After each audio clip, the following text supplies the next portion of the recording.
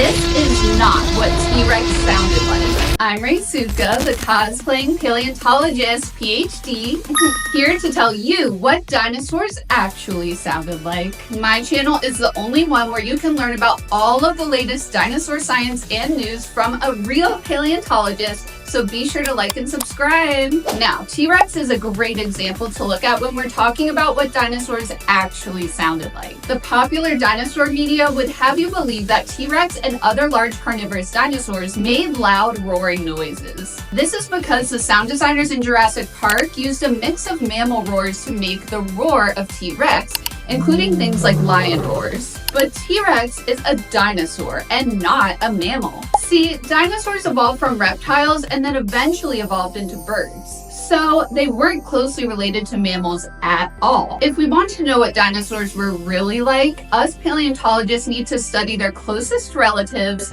living birds, which are living dinosaurs. And it turns out that birds have a unique vocal system that no other animal, dead or alive, has. All other animals besides birds that have a voice make sound using the larynx, which is essentially a box of cartilage that sits at the top of your windpipe or trachea. It moves and vibrates in coordination with muscles to create our voice. You can actually feel it moving if you just talk or sing and hold and press your fingers to the throat area where your larynx is located.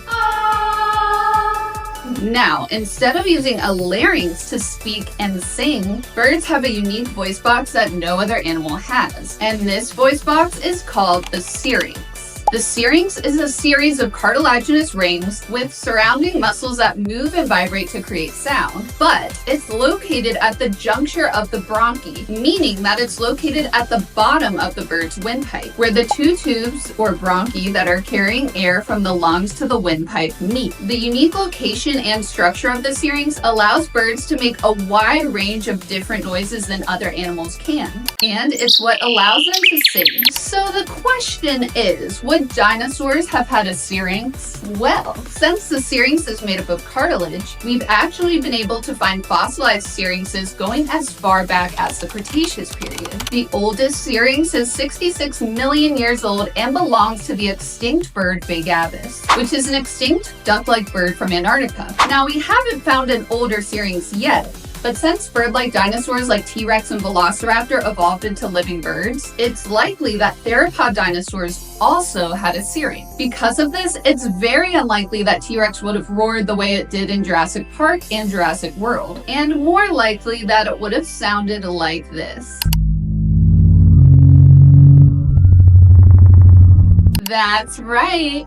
Based on what we know now, theropod dinosaurs likely sounded more like giant creepy birds than like lions. But what about non-theropod dinosaurs? Last year, the first ever fossilized voice box from a non-theropod dinosaur was found, a fossilized larynx from the Ankylosaur Pinacosaurus grangeri. Now remember, the larynx is the same kind of voice box that we have, but when scientists reconstructed what sounds the Ankylosaur voice box would have made, they found that it made a bird-like chirping noise. So based on the evidence that we have now, it seems like even when a dinosaur had a larynx, it was still capable of producing bird-like noises. This means that non-theropod dinosaurs may have had more in common with living birds than we previously thought. Now, these are the only voice boxes that we found from the time that dinosaurs ruled the earth, the Mesozoic. But there's one more dinosaur that we can reconstruct the sound of, and that is Parasaurolophus. Now, most dinosaurs don't use their skulls as a way of making noise, but Parasaurolophus was a unique exception.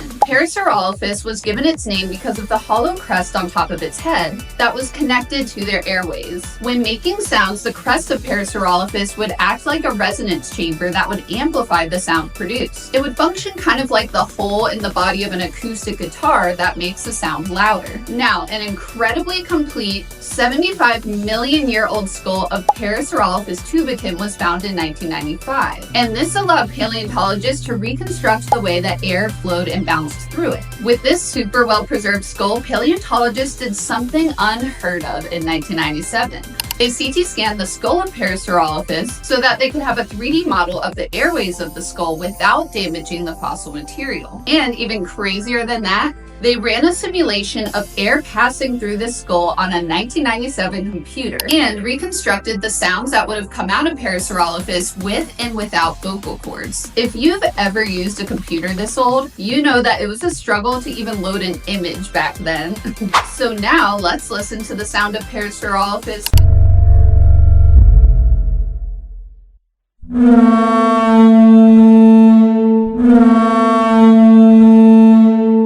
Pretty cool, huh? But they weren't able to create a 3D resonance chamber like the one shown in Jurassic Park 3. Until now.